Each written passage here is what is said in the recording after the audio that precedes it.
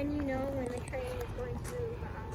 So 3 whistles mean it's going to be reversing, 2 whistles mean it's going forward, and then 1 whistle is like, I hear what you're saying to whether it be the brakeman or roundhouse on the floor giving signals. Yeah. Did you hear that, Diego? Yeah, like... Do you know what 3 whistles mean?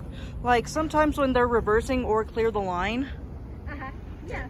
Well, here comes the train, so that's kind of the indication. 3 whistles is reversing, 2 is going forward, Yeah. and 1 is some kind of signal response. Or so, when it's coming up fast. Okay, here it comes. Check it out. This is very cool. Always wanted to see how they did this. So I'll leave it to you guys. When you guys pop back in the museum, just kind of throw your masks on and that's it. Thanks, guys. So much. Very nice meeting you. All right. Thank you. You too. All right, guys. There she is. K28, 478. I mean 473. One of the last survivors. One of 3 surviving K28 classes built for the Denver and Rio Grande in 1981, which is one of the survivors of the class. Hey, Dad, can you put my headphones on? Alright, guys, as I was saying, 473 is a class of the Norfolk, the Denver and Rio Grande Western Railroad, and she's been running here for a few years, ever since this railroad opened up. And they do a great job with their locomotives. I do gotta say this.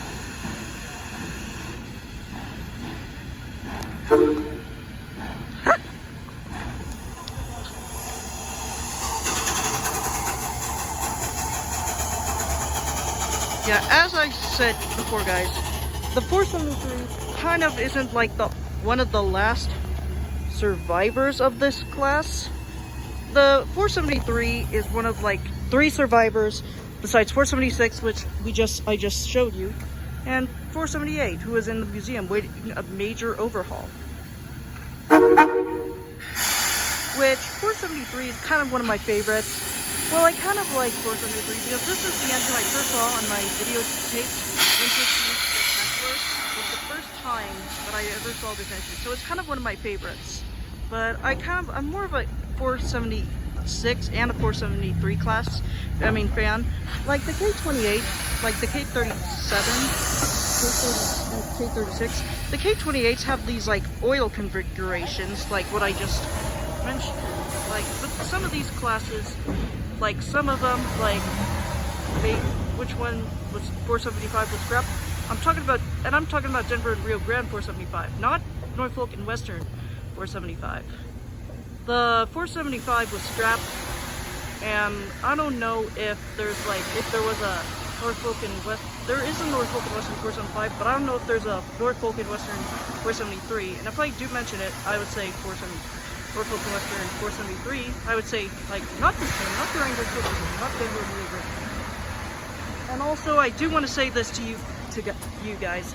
These engines are still here, but even though that some of them did not make it, and even though that some of them were not preserved and some of them were scrapped, that doesn't mean like either building a full-scale replica of them or just reconstructing them from the ashes.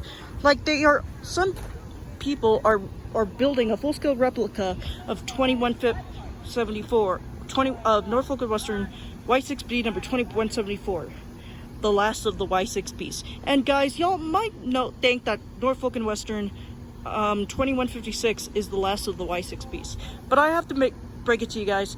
Norfolk and Western 2156 is a Y6A, not a Y6B. Yeah, 473, you're right. Well, even though that these engines, that doesn't mean that, you can't reconstruct that, like 48098, who I just saw, they can't, they kind of take parts from them, or I think that they should just make new parts for the 498, and I don't know if they're gonna reconstruct the 497 as well, but that, I don't know. But 497 was also owned by the Cumbres and Taltic Scenic Railways.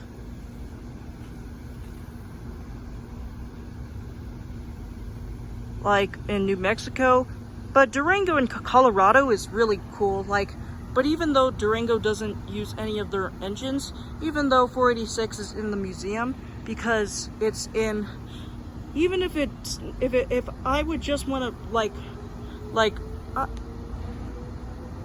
I might mention some of these engines that are outside. I will mention like any of my top 30 favorite steam excursion stars, but I'm thinking about doing my top 10 retired steam excursion stars, because I might mention, like, I will put 4014 and 1218, but my number one pick might be one of the Durango and Silverton narrow gauge railroad.